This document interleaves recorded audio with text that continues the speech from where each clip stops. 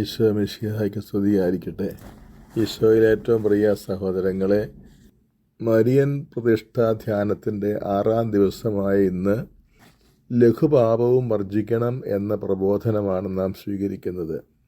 ക്രിസ്തീയ പരിപൂർണത പ്രാപിച്ച് യേശുക്രിസ്തുവിന് അനുരൂപരാകുക എന്നതാണ് മരിയൻ പ്രതിഷ്ഠയുടെ ലക്ഷ്യം എന്നതിനാൽ അതിന് ഏറ്റവും വലിയ തടസ്സം സൃഷ്ടിക്കുന്ന പാപത്തിൽ നിന്ന് പൂർണ്ണമായൊരു മോചനം പ്രാപിക്കാനാണ് ഈ 33 ദിവസങ്ങളിൽ ആദ്യത്തെ 12 ദിവസം നാം പരിശ്രമിക്കുന്നത്. അതിൻ്റെ ഭാഗമായിട്ടാണ് ലഘുപാപം ഇന്ന് ധ്യാന വിഷയമാക്കുന്നതും അതിൽ നിന്നുള്ള മോചനത്തിനായി പരിശുദ്ധ കന്യകാമറിയത്തിൻ്റെ സഹായം അപേക്ഷിക്കുന്നതും. സുഭാഷിതങ്ങളുടെ പുസ്തകം 14:34 വാക്യത്തിൽ ഇപ്രകാരം രേഖപ്പെടുത്തിയിട്ടുണ്ട്: പാപം ഏത് ജനതയ്ക്കും അപമാനകരമത്രേ. പരിശുദ്ധ കത്തോലിക്കാ സഭയുടെ മതബോധന ഗ്രന്ഥം 1872 ഖണ്ഡികയിൽ പഠിപ്പിക്കുകയാണ്: പാപം യുക്തിക്കെതിരായ പ്രവൃത്തിയാണ്. Sin is irrational. അത് മനുഷ്യപ്രകൃതിയെ മുറിപ്പെടുത്തുന്നു.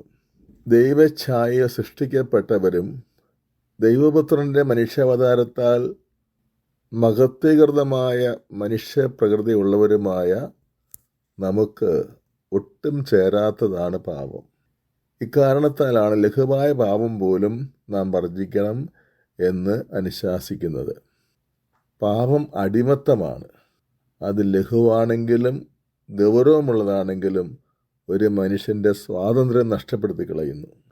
ഈശോ തന്നെ പഠിപ്പിക്കുകയാണ്. യോഹന്നാൻ്റെ സുവിശേഷം 8:34-35 വാക്യത്തിൽ: പാപം ചെയ്യുന്നവൻ പാപത്തിൻ്റെ അടിമയാണ്. അടിമ എക്കാലവും ഭവനത്തിൽ വസിക്കുന്നില്ല. ഒരു പക്ഷിയെ ഒരു ഇരുമ്പ് ചങ്ങല കൊണ്ട് ബന്ധിച്ചാലും വളരെ നേർന്ന ഒരു നൂല് കൊണ്ട് ബന്ധിച്ചാലും ഫലം ഒന്ന് തന്നെയാണ്. അതിന് പറന്നു പോകാനാവില്ല. ലഘുപാപമാണ് നാം ചെയ്യുന്നതെങ്കിലും നമുക്ക് യഥാർത്ഥ സ്വാതന്ത്ര്യം ഇല്ലാത്തവരായി നമ്മൾ മാറും. ദൈവ ഐക്യം സാധിക്കുകയാണ് മനുഷ്യ മഹത്വത്തിന് നിദാനം.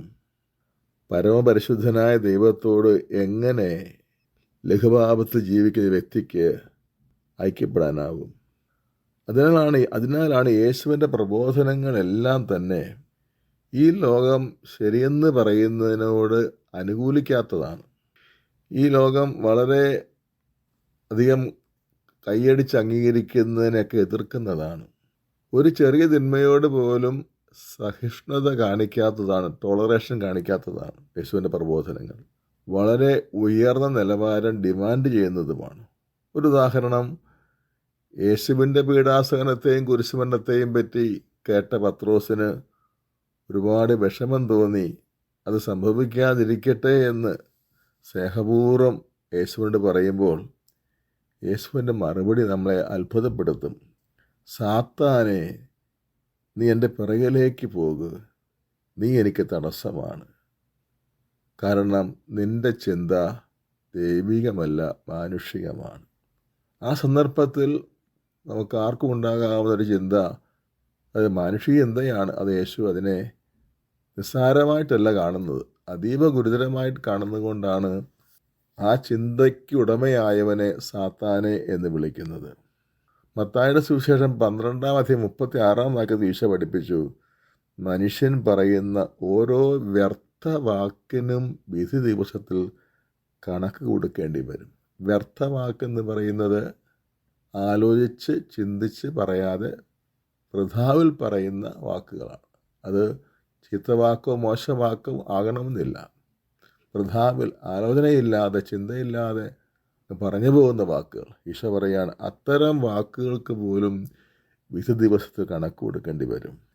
മത്തായി 5:20 ഈശോ പഠിപ്പിക്കുകയാണ്: നിങ്ങളുടെ നീതി നിയമജ്ഞരുടെയും പരീശയരുടെയും നീതിയെ കവിഞ്ഞു നിൽക്കുന്നില്ലെങ്കിൽ നിങ്ങൾ സ്വർഗരാജ്യത്ത് പ്രവേശിക്കുകയില്ല. നിയമജ്ഞരും ഫരീസയരും പുറമെയെങ്കിലും മാതൃകാപരമായി ജീവിച്ചിരുന്നവരാണ്. ദൈവകൽപ്പനകളെയും ദൈവവചനത്തെയും പറ്റിയും ആധികാരികമായി പഠിച്ചവരും ആ പഠനത്തിൽ മുഴുകുന്നവരുമായിരുന്നു നിയമജ്ഞർ. ദൈവഭക്തിയിൽ അങ്ങേയറ്റം ഉയർന്നവരായിരുന്നു ഫരീസയർ. ഈശോ പറയുകയാണ്, അവരെക്കാളും അവരുടെ നീതിയേക്കാളും കവിഞ്ഞ കൂടിയ നീതി അല്ലെങ്കിൽ വിശുദ്ധി ഇല്ലെങ്കിൽ നിങ്ങൾക്ക് ദൈവരാജ്യത്തിൽ പ്രവേശിക്കാൻ സാധ്യമല്ല എന്ന് ഈശോ പഠിപ്പിക്കുകയാണ്. മത്തായി 18:3 നമ്മൾ വായിക്കുകയാണ്, സത്യമായി ഞാൻ നിങ്ങളോട് പറയുന്നു, നിങ്ങൾ മനസ്സ് തിരിഞ്ഞ് ശിശുക്കളെപ്പോലെ ആകുന്നില്ലെങ്കിൽ സ്വർഗരാജ്യത്തിൽ പ്രവേശിക്കുകയില്ല. കോപിക്കുന്നത് കൊലപാതകത്തിന് തുല്യമാണെന്ന് മത്തായി 5:21-22 പറയുന്നുണ്ട്. ആസക്തിയോടെ നോക്കുന്നത് വ്യഭിചാരമാണെന്ന് മത്തായി 5:27-28 ഈശോ പറയുന്നുണ്ട്. അങ്ങനെ നിസ്സാരമായി ലോകം കരുതുന്ന, നാമും കരുതാനിടയുള്ള തെറ്റുകളെപ്പോലും കർത്താവ് അതീവ ഗുരുതരമായിട്ടാണ് കാണുന്നത് എന്നത് നിഷേധിക്കാനാവാത്തൊരു യാഥാർത്ഥ്യമാണ്. അതിനാൽ ക്രിസ്തീയ പരിപൂർണത പ്രാപിക്കാൻ ആഗ്രഹിക്കുന്നവർ ലഘു എന്ന് വിളിച്ച് അവഗണിക്കുന്ന പാപത്തെ ഗൗരവമായി തന്നെ എടുക്കുകയും അത് മനസ്സിലാക്കുകയും അത് ഉപേക്ഷിക്കാനായിട്ട് പരമാവധി പരിശ്രമിക്കുകയും ചെയ്യേണ്ടത് ആവശ്യമുണ്ട്. ഈ പശ്ചാത്തലത്തിൽ നമുക്ക് ഇന്നത്തെ വിജയദിനത്തിലേക്ക് കടക്കാം. മത്തായി 5:19 തുടക്കത്തിൽ വായിക്കാം. ഈ പ്രമാണങ്ങളിൽ ഏറ്റവും നിസ്സാരമായ ഒന്ന് ലംഘിക്കുകയോ ലംഘിക്കാൻ മറ്റുള്ളവരെ പഠിപ്പിക്കുകയോ ചെയ്യുന്നവൻ സ്വർഗരാജ്യത്തിൽ ചെറിയവനെന്ന് വിളിക്കപ്പെടും. ആമുഖം. പുണ്യപരിപൂർണതയുടെ വഴിയിൽ ലഘുപാപങ്ങൾ ചില്ലറ ദ്രോഹമല്ല ചെയ്യുന്നത്. അതിനാൽ അവ കണ്ടില്ല എന്നടിക്കുന്നത് അപകടകരമാണ്. എന്താണ് ലഘുപാപം? കത്തോലിക്കാ തിരുസഭയുടെ മതബോധന ഗ്രന്ഥം 1862 ഖണ്ഡികയിൽ വ്യക്തമായിട്ട് പഠിപ്പിച്ചിട്ടുണ്ട്. ഗൗരവം കുറഞ്ഞ ഒരു വിഷയത്തിൽ ധാർമ്മിക നിയമങ്ങൾ അനുശാസിക്കുന്ന മാനദണ്ഡം പുലർത്താതിരിക്കുകയോ അല്ലെങ്കിൽ പൂർണ്ണമായ അറിവോ പൂർണ്ണമായ സമ്മതമോ ഇല്ലാതെ ഗൗരവമുള്ള ഒരു വിഷയത്തിൽ ധാർമ്മിക നിയമം അനുസരിക്കാതിരിക്കുകയോ ചെയ്യുമ്പോൾ ഒരാൾ ലഘുപാപം ചെയ്യുന്നു. തിരുസഭയുടെ മതബോധന ഗ്രന്ഥം 1863 ലഘുപാപത്തിൻ്റെ അനന്തരഫലങ്ങൾ വ്യക്തമായിട്ട് പഠിപ്പിച്ചിട്ടുണ്ട്. ലഘുപാപം സ്നേഹം ദുർബലപ്പെടുത്തുന്നു. അത് സൃഷ്ടവസ്തുക്കളോടുള്ള ക്രമരഹിതമായ ആസക്തി പ്രകടിപ്പിക്കുന്നു. സുഹൃതങ്ങളുടെ അഭ്യസനത്തിലും ധാർമ്മിക നന്മയുടെ പരിശീലനത്തിലും ആത്മാവിനുള്ള പുരോഗതി അത് തടയുന്നു. അത് താൽക്കാലിക ശിക്ഷയ്ക്ക് ഒരുവനെ അർഹനാക്കുന്നു. മനഃപൂർവമായതും അനുതാപരഹിതവുമായ ലഘുപാപം മാരകപാപം ചെയ്യാൻ അല്പാൽപമായി നമ്മെ പ്രേരിപ്പിക്കുന്നു. വളരെ സുപ്രധാനമായ ഈ പ്രബോധനം നമുക്ക് ഒന്ന് വിശകലനം ചെയ്യാം. ലഘുപാപത്തിൻ്റെ ദോഷഫലങ്ങളാണ്. 1. സ്നേഹം ദുർബലപ്പെടുത്തുന്നു. ദൈവത്തോടുള്ള സ്നേഹബന്ധത്തിൽ നിരന്തരം കഴിയുക എന്നതാണ് മനുഷ്യമഹിമ. എന്നാൽ മാരകപാപം ദൈവത്തോടുള്ള സ്നേഹബന്ധം മുഴുവനായും വിച്ഛേദിച്ച് കളയുന്നു. ലഘുപാപത്തിൽ അങ്ങനെ സംഭവിക്കുന്നില്ലെങ്കിലും ദൈവത്തോടുള്ള സ്നേഹത്തിൽ കുറവ് വരും. ദൈവത്തോടുള്ള സ്നേഹബന്ധത്തിന് മങ്ങലേൽക്കും. അത് ക്രമേണ ദൈവവുമായുള്ള ബന്ധവിച്ഛേദത്തിന് പോലും സാവകാശം കാരണമാകും. ദൈവത്തോടുള്ള സ്നേഹത്തിലെ കുറവ് ഭക്താഭ്യാസങ്ങളുടെയും സൽപ്രവൃത്തികളുടെയും യോഗ്യത കുറച്ച് കളയും. സഹോദര സ്നേഹത്തെയും ഇത് ബാധിക്കും. സഹോദര സ്നേഹം ദൈവത്തോടുള്ള സ്നേഹത്തെ പ്രതിയാകുമ്പോൾ മാത്രമാണ് അത് യഥാർത്ഥ സ്നേഹമാകുന്നത്. ലഘുപാപം സഹോദരരോടുള്ള നമ്മുടെ സ്നേഹം ഉപരിപ്ലവവും സ്വാർത്ഥം നിറഞ്ഞതുമാക്കും. ലഘുപാപത്തിൽ രണ്ടാമത്തെ ദോഷഫലം സൃഷ്ടവസ്തുക്കളോട് ക്രമരഹിത ആസക്തി ഉളവാക്കുന്നു എന്നതാണ്. സൃഷ്ടവസ്തുക്കളോടുള്ള ആസക്തി പാപത്തിലേക്ക് നയിക്കുന്ന ത്രിവിധ രാജകീയ വീഥികളിൽ ഒന്നാണ് എന്നാണ് വിശുദ്ധ ബൈബിൾ പഠിപ്പിക്കുന്നത്. യോഹന്നാൻ്റെ 1-ാം ലേഖനം 2-ാം അധ്യായത്തിൻ്റെ 15 മുതൽ 17 വരെ വാക്യത്തിൽ അത് കാണാൻ സാധിക്കും. ആരെങ്കിലും ലോകത്തെ സ്നേഹിച്ചാൽ പിതാവിൻ്റെ സ്നേഹം അവനിൽ ഉണ്ടായിരിക്കുകയില്ല. എന്തെന്നാൽ ജഡത്തിൻ്റെ ദുരാശ, കണ്ണുകളുടെ ദുരാശ, ജീവിതത്തിൻ്റെ അഹന്ത, ഇങ്ങനെ ലോകത്തിലുള്ളതൊന്നും പിതാവിൻ്റേതല്ല, പ്രത്യുത ലോകത്തിൻ്റേതാണ്. കത്തോലിക്കാ സഭയുടെ മതബോധന ഗ്രന്ഥം 377 കണ്ണുകളുടെ ദുരാശ എന്ന് പറയുന്നതിന് കൃത്യമായി വ്യാഖ്യാനം തരുന്നുണ്ട്. അത് സൃഷ്ടവസ്തുക്കളോടുള്ള ആസക്തി എന്നാണ് തിരുസഭ വ്യാഖ്യാനിച്ച് പഠിപ്പിക്കുന്നത്. സൃഷ്ടവസ്തുക്കളോടുള്ള ക്രമരഹിതമായ താല്പര്യം സൃഷ്ടാവിൽ നമ്മെ അകറ്റിക്കളയും. അത് എല്ലാ ഹൃദയങ്ങളുടെയും ആനന്ദവും അഭിലാഷപൂർത്തിയുമായ ദൈവത്തിൽ നിന്ന് ഹൃദയത്തെ വശീകരിച്ചകറ്റി സൃഷ്ടിയിൽ ആനന്ദം കണ്ടെത്താൻ വ്യർത്ഥമായി പ്രലോഭിപ്പിക്കും. ഇതിന് ഉദാഹരണമാണ് ഹൗവ. ദൈവത്തിൽ നിന്ന് അവളുടെ ശ്രദ്ധ പിശാച് തന്ത്രപൂർവ്വം അകറ്റി സൃഷ്ടവസ്തുക്കൾ ആനന്ദിക്കുവാൻ, സന്തോഷിക്കുവാൻ പ്രേരിപ്പിച്ച ആ പ്രേരണയിൽ വീണതാണ് അവളുടെ എല്ലാ തകർച്ചയ്ക്കും കാരണമായത്. ലഘുപാപത്തിൻ്റെ മൂന്നാമത്തെ ദോഷഫലം ആത്മാവിനുള്ള പുരോഗതി തടയും എന്നതാണ്. പരിപൂർണതയുടെ മാർഗത്തിൽ ലഘുപാപം വലിയ തടസ്സമാണ് സൃഷ്ടിക്കുന്നത്. ക്രിസ്തീയ പരിപൂർണത പ്രാപിക്കാനായി നമ്മുടെ ആത്മാവിൽ നിക്ഷിപ്തമായിരിക്കുന്ന സ്ഥിരവരപ്രസാദവും പ്രവർത്തകവരപ്രസാദവും നിവേശിത പുണ്യങ്ങളും പരിശുദ്ധാത്മാവിൻ്റെ ദാനങ്ങളും നമ്മിൽ നിർവഹിക്കുന്ന അത്ഭുതകരമായ പ്രവർത്തനങ്ങൾ ലഘുപാപം മരവിപ്പിക്കുകയും മുരടിപ്പിക്കുകയും ഫലശൂന്യമാക്കുകയും ചെയ്യുന്നു. നിസ്സാരമെന്ന് നാം കരുതുന്ന ലഘുപാപങ്ങൾ ഒരു വിശുദ്ധയോ ആകാനുള്ള നമ്മുടെ സാധ്യതയെയാണ് നശിപ്പിക്കുന്നത്. നാലാമത്തെ ദോഷഫലം താൽക്കാലിക ശിക്ഷയ്ക്ക് കാരണമാക്കും. താൽക്കാലിക ശിക്ഷ എന്നത് പ്രത്യക്ഷത്തിൽ തോന്നുന്നത് പോലെ അത്ര നിസ്സാരമായ ഒന്നല്ല. നമ്മുടെ ആത്യന്തികമായ ലക്ഷ്യമായ ദൈവദർശനത്തിന്, സൗഭാഗ്യ ദർശനത്തിന് അത് തടസ്സമുണ്ടാക്കും.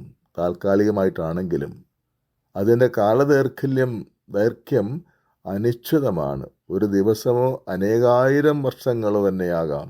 അതിനാൽ താൽക്കാലിക എന്ന വിശേഷണം തെറ്റിദ്ധരിച്ച് വൻ നഷ്ടം വരുത്തി വയ്ക്കരുത് ലഘുപാപം മൂലം. കത്തോലിക്ക വിശ്വാസ പാരമ്പര്യം പഠിപ്പിക്കുന്നത് ലഘുപാപത്തോടെ മരിക്കുന്നവർ സ്വർഗപ്രവേശനത്തിന് യോഗ്യരാകേണ്ടതിന് അന്തിമ ശുദ്ധീകരണത്തിന് വിധേയരാകേണ്ടതുണ്ട് എന്നാണ്. തിരുസഭയുടെ മതബോധഗ്രന്ഥം 1030 ഖണ്ഡികയിൽ ഇത് വായിക്കാൻ സാധിക്കും. ശുദ്ധീകരണാഗ്നിയിലെ അവസ്ഥ നാം സങ്കല്പിക്കുന്നതിനേക്കാൾ അത്യന്തം അസഹനീയമാണെന്നാണ് വിശുദ്ധർ പറഞ്ഞു തരുന്നത്. പ്രധാന കാരണം അവിടെയുള്ളവർ ദൈവത്തിൻ്റെ കൃപാവരത്തിലും സൗഹൃദത്തിലും മരിച്ചവരായതിനാൽ ദൈവത്തിന് വേണ്ടിയുള്ള അഭിവാഞ്ച അവർക്ക് അടക്കാനാവാത്തതാണ്. പക്ഷേ കാലിക ശിക്ഷയ്ക്ക് അർഹരായതിനാൽ ശുദ്ധീകരണ സ്ഥലത്തുള്ളവർക്ക് അത് സാധ്യമാകുന്നില്ല. ഇത് ആത്മാവിന് വരുത്തുന്ന ദുഃഖം അത്യന്തം ഭയാനകമാണ്. ലഘുപാപത്തിൻ്റെ ഏറ്റവും പ്രധാന ദോഷഫലം അത് സാവകാശം മാരകപാപത്തിലേക്ക് നയിക്കും എന്നതാണ്. മനഃപൂർവകവും അനുതാപരഹിതവുമായ ലഘുപാപം കാലാന്തരത്തിൽ അനിവാര്യമായും മാരകപാപത്തിലേക്ക് നയിക്കും. അതായത് ലഘുപാപം നമ്മെ നിത്യ നരകത്തിൽ കൊണ്ടെത്തിക്കും എന്നതാണ് യാഥാർത്ഥ്യം. ലൂക്കാസ് സുവിശേഷം 16:10 ഈശോ പഠിപ്പിക്കുകയാണ്, ചെറിയ കാര്യത്തിൽ വിശ്വസ്തൻ വലിയ കാര്യത്തിലും വിശ്വസ്തനായിരിക്കും, ചെറിയ കാര്യത്തിൽ അവിശ്വസ്തൻ വലിയ കാര്യത്തിലും അവിശ്വസ്തനായിരിക്കും. പൊതുവെ ലഘുപാപം നിസ്സാരമായി കരുതപ്പെടുന്നതിനാൽ അത് ഒഴിവാക്കാൻ കഠിന പ്രയത്നം ചെയ്യുക സ്വാഭാവികമല്ല. അക്കാരണത്താൽ തന്നെ ലഘുപാപത്തിൽ വീഴുന്നവർക്ക് ഉത്തമമായ മനസ്താപം ഉണ്ടാവുക എന്നതും പ്രയാസമാണ്. ഇതുമൂലം നാം അറിയാതെ തന്നെ ലഘുപാപത്തിൽ നിന്ന് മാരകപാപത്തിലേക്ക് വീണേക്കാം. മതബോധം ഗ്രന്ഥം 1876 ഖണ്ഡികയിൽ ഈ താക്കീത് വ്യക്തമാണ്. ലഘുപാപങ്ങളുടെ ആവർത്തനം മൗലിക പാപങ്ങൾ എന്നറിയപ്പെടുന്ന ദുർഗുണങ്ങൾ ജനിപ്പിക്കുന്നു. നിസ്സാര തെറ്റുകൾ പോലും ലഘുപാപമാകാം. ഒരിക്കലും പാപത്തിൻ്റെ ഗണത്തിൽ പോലും പെടുകയില്ല എന്ന് നമുക്ക് തോന്നുന്ന കാര്യങ്ങൾ പോലും ലഘുപാപങ്ങളാണ് എന്നതാണ് പരമാർത്ഥം. തിരുസഭാ പ്രബോധനം പറയുന്നത് ഇപ്രകാരമാണ്: 1856 ഖണ്ഡികയിൽ. മനുഷ്യനെ അവൻ്റെ പരമലക്ഷ്യത്തിലേക്ക് നയിക്കുന്ന സ്നേഹത്തിന് പ്രകൃത്യാ വിരുദ്ധമായ ഏതെങ്കിലും ഒരു വസ്തുവിൽ മനസ്സുറയ്ക്കുമ്പോൾ പാപം അതിൻ്റെ വിഷയം കൊണ്ട് തന്നെ മാരകമാണ്. ഉദാഹരണത്തിന് ദൈവനിന്ദ, ആണയിടൽ, കൊലപാതകം, വ്യഭിചാരം മുതലായവ. എന്നാൽ ഒരു പരിധിവരെ ക്രമരാഹിത്യം ഉൾക്കൊള്ളുന്നതെങ്കിലും ദൈവസ്നേഹത്തിനോ അയൽക്കാരനോടുള്ള സ്നേഹത്തിനോ വിരുദ്ധമല്ലാത്ത ഒരു വസ്തുവിലാണ് പാപിയുടെ മനസ്സ് ഉറയ്ക്കുന്നതെങ്കിൽ അത്തരം പാപങ്ങൾ ലഘുവാണ്. ഉദാഹരണമായി ചിന്താശൂന്യമായ സംഭാഷണം, അർത്ഥശൂന്യമായ ചിരി മുതലായവ. വിശുദ്ധ അഗസ്റ്റിൻ്റെ വാക്കുകൾ ലഘുപാപങ്ങൾ എന്ത് വില കൊടുത്തും ഉപേക്ഷിക്കാൻ നമുക്ക് ശക്തമായ പ്രേരണ നൽകുന്നതാണ്. അഗസ്റ്റിനോസ് പറയുകയാണ്, മനുഷ്യൻ ശരീരത്തോടുകൂടെ ആയിരിക്കെ അവന് കുറച്ച് ലഘുപാപങ്ങളെങ്കിലും ഇല്ലാതിരിക്കുകയില്ല. പക്ഷേ ലഘു എന്ന് നാം വിശേഷിപ്പിക്കുന്ന ഈ പാപങ്ങൾ അവഗണിക്കരുത്. നിങ്ങൾ അവ തൂക്കി നോക്കുമ്പോൾ കനം കുറഞ്ഞവയായി തോന്നുന്നു എങ്കിലും എണ്ണി നോക്കുമ്പോൾ നിങ്ങൾ വിറയ്ക്കുന്നു. ലഘുവായ അനേകം വസ്തുക്കൾ ചേരുമ്പോൾ വലിയ ഒരു വസ്തുവായിത്തീരുന്നു. അനേകം വെള്ളത്തുള്ളികൾ ഒരു നദി നിറയ്ക്കുന്നു. അനേകം ധാന്യമണികൾ ഒത്തുചേർന്ന് ഒരു കൂനയുണ്ടാകുന്നു. പരിശുദ്ധ കന്യാമറിയത്തിൻ്റെ സഹായം നിർണായകമാണ് ലഘുപാപം ഉപേക്ഷിക്കാൻ. ഒരു പാപം പോലും ആഗ്രഹിക്കാത്ത വിധം കന്യകമറിയത്തിൻ്റെ അനുസരണം, വിശുദ്ധിയും പരിപൂർണമായിരുന്നു. അതുകൊണ്ട് ഒരു ലഘുപാപം പോലും അവൾ ചെയ്തില്ല. ജന്മപാപമില്ലാത്തവളും ഒരു കർമ്മപാപം പോലും ഒരിക്കലും ചെയ്യാത്തവളുമായ പരിശുദ്ധ കന്യകമറിയം ലഘുപാപത്തിനെതിരായ നമ്മുടെ യുദ്ധത്തിൽ നമുക്ക് അതിശക്തമായ സഹായമാണ്. വിശുദ്ധ ലൂയി ഡി മോൺഫോർട്ട് ഇപ്രകാരം പറയുന്നു. ട്രൂ ഡിവോഷൻ ടു മേരി എന്ന ഗ്രന്ഥത്തിലെ 202 203 നിന്നാണ് വായിക്കുന്നത്. വാത്സല്യം നിറഞ്ഞത് മാത്രമല്ല ഫലദായകത്വമുള്ളതുമാണ് പരിശുദ്ധ കന്യകയുടെ സ്നേഹം. യാക്കോബിനോട് റെബേക്കയ്ക്കുണ്ടായിരുന്ന സ്നേഹത്തേക്കാൾ മറിയത്തിന് നമ്മുടെ നേരെയുള്ള സ്നേഹം കർമ്മോദ്യുക്തവും ഫലസമൃദ്ധവുമാണ്. റെബേക്ക മറിയത്തിൻ്റെ ഒരു പ്രതിരൂപം മാത്രമേ ആയിരുന്നുള്ളൂ. തൻ്റെ ഓമന മക്കൾക്ക് സ്വർഗീയ പിതാവിൻ്റെ അനുഗ്രഹങ്ങൾ സമ്പാദിച്ചു കൊടുക്കാൻ പരിശുദ്ധ കന്യകാമറിയം എത്ര ഉത്സുകയാണെന്ന് നമുക്ക് കാണാം.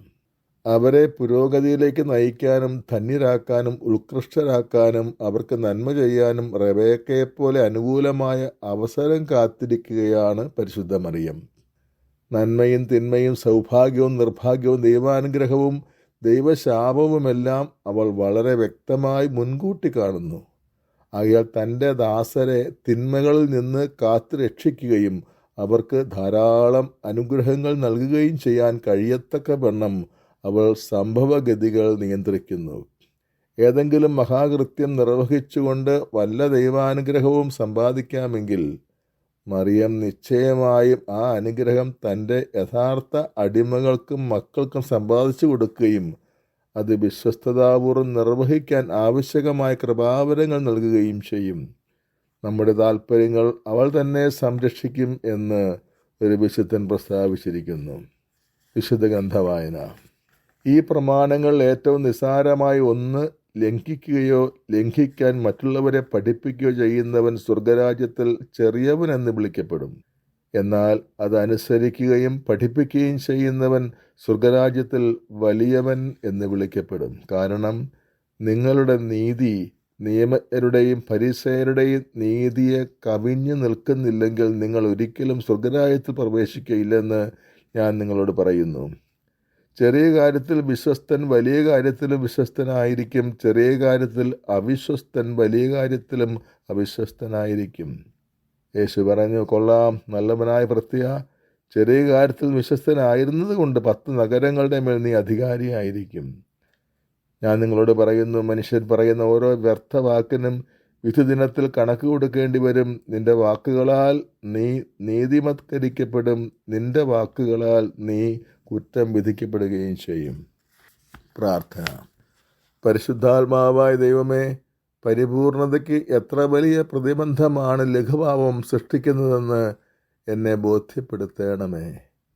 പാപം ദൈവത്തോടുള്ള എൻ്റെ സ്നേഹം കുറയ്ക്കുകയും സഹോദരങ്ങളോടുള്ള എൻ്റെ സ്നേഹം ഉപരിപ്ലവമാക്കുകയും അതുവഴി എൻ്റെ ആത്മീയ വളർച്ചയും ഒരു വിശുദ്ധനാകാനുള്ള സാധ്യതയും ഇല്ലാതാക്കുകയും ചെയ്യും എന്ന വസ്തുത എൻ്റെ ഹൃദയത്തിൽ പതിപ്പിച്ചുറപ്പിക്കണമേ.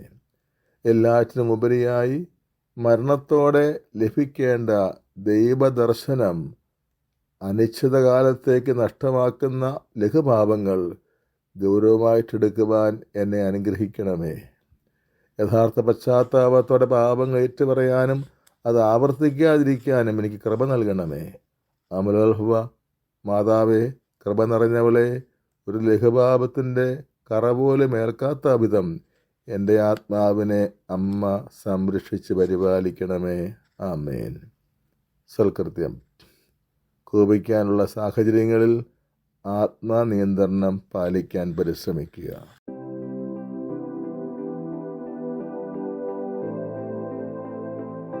പ്രാർത്ഥനകൾ. പരിശുദ്ധാത്മാവേ വരേണമേ, പരിശുദ്ധാത്മാവേ വരേണമേ. അങ്ങേ ഇഷ്ടദാസിയായ പരിശുദ്ധ മറിയത്തിൻ്റെ വിമല ഹൃദയത്തിൻ്റെ ശക്തമായ മധ്യസ്ഥത വഴി എന്നിൽ വന്ന് നിറയണമേ. എന്നിൽ വസിച്ച് എന്നെ നയിക്കുകയും ചെയ്യണമേ. സൃഷ്ടാവേ വരിക, സൃഷ്ടാവേ വരിക, സൃഷ്ടാവായ പരിശുദ്ധാത്മാവേ വരിക. ഞങ്ങളുടെ ആത്മാക്കളിൽ വാസമുറപ്പിക്കുക. കൃപയും സ്വർഗീയ സഹായവുമായി വരിക. അങ്ങ് സൃഷ്ടിച്ച ഹൃദയങ്ങളെ നിറയ്ക്കുക. ശ്രേഷ്ഠനായ സഹായക, അങ്ങയോട് ഞങ്ങൾ അപേക്ഷിക്കുന്നു. അത്യുന്നതൻ്റെ ഏറ്റവും ഉന്നതമായ ദാനമേ, ജീവന്റെ ഉറവയെ, സ്നേഹാഗ്നിയെ, മധുരിക്കും സ്വർഗീയ അഭിഷേകമേ, അങ്ങ് അറിയപ്പെടുന്നത് 7 ദാനങ്ങളാലാണല്ലോ. ദൈവകരങ്ങളിലെ വിരലുകൾ ഞങ്ങൾക്ക് സ്വന്തം. പിതാവിൻ്റെ വാഗ്ദാനം അവിടുന്നാണ്. ശക്തിയുടെ സ്രോതസ്സായ അഗ്നിനാവേ, ഞങ്ങളുടെ പഞ്ചേന്ദ്രിയങ്ങളെ പ്രകാശിപ്പിക്കുക. ഹൃദയത്തെ സ്നേഹത്താൽ ജ്വലിപ്പിക്കുക. ആഴമുള്ള ക്ഷമയും ഉന്നതമായ പുണ്യങ്ങളും ജഡത്തിൻ്റെ ബലഹീനതയെ അതിജീവിക്കാനായി ഞങ്ങൾ ഭയക്കുന്ന ശത്രുവിൽ നിന്നും അകലേക്ക്, അങ്ങ് നൽകുന്ന യഥാർത്ഥ സമാധാനത്തിലേക്ക്. അങ്ങയുടെ സഹായത്താൽ ജീവന്റെ പാതയിൽ നിന്ന് ഞങ്ങൾ ഒരിക്കലും വ്യതിചലിക്കാതിരിക്കട്ടെ. അങ്ങയുടെ കൃപയുടെ സമൃദ്ധിയാൽ പിതാവിനെയും പുത്രനെയും ഞങ്ങൾ അറിയട്ടെ. നിത്യമായും അങ്ങയെ മഹത്വപ്പെടുത്തട്ടെ. ഓ സനാതനമായ ആത്മചൈതന്യമേ സ്വസ്തി. എല്ലാ കാലവും സകല മഹത്വവും പിതാവിനും മരിച്ചവരിൽ നിന്നുയർത്ത പുത്രനും പരിശുദ്ധാത്മാവിനും ഉണ്ടായിരിക്കട്ടെ. ആമേൻ. സ്വർഗീയ താരകമേ, സ്വർഗീയ താരകമേ, ദീപ്തമായ സമുദ്രതാരമേ സ്വസ്തി. ദൈവമാതാവേ സ്വസ്തി. കന്മഷമില്ലാത്ത കന്യക, സ്വർഗീയ വിശ്രമത്തിൻ്റെ വാതിൽ. ഗബ്രിയേലിൽ നിന്ന് വന്ന മധുരമായ ആ അത്ഭുതം ഉൾക്കൊണ്ട് ഞങ്ങളിൽ സമാധാനം നിറയ്ക്കുക. ഹവ്വയുടെ നാമം നീ മാറ്റി ബന്ധിതരുടെ ചങ്ങലകൾ തകർക്കുക. അന്ധർക്ക് കാഴ്ച പകരുക, ഞങ്ങളുടെ രോഗങ്ങൾ മാറ്റുക, സകല അനുഗ്രഹങ്ങളും ചൊരിയുക. ഒരമ്മയായി കൂടെയുണ്ടാവണമേ. ദൈവവചനം ഞങ്ങൾക്കു വേണ്ടി അങ്ങയുടെ മകനായി പിറന്നു. അങ്ങയുടെ മധ്യസ്ഥതയിലൂടെ ഞങ്ങളുടെ പ്രാർത്ഥന സമർപ്പിക്കുക. മഹത്വപൂരിതയായ കന്യകേ, ദയയുള്ളവരിൽ ദയാവാരിധേ, കന്മഷരഹിതേ, ഞങ്ങളെ സംരക്ഷിക്കുക. ശുദ്ധരും കളങ്കരഹിതരുമായി ഞങ്ങളുടെ ജീവിതങ്ങളെ കറയില്ലാതെ കാക്കുക. പാതകളെ സുരക്ഷിതമാക്കുക. ക്രിസ്തുവിൽ ഞങ്ങൾ പൂർണ്ണ സന്തോഷം കണ്ടെത്തുന്നതുവരെ.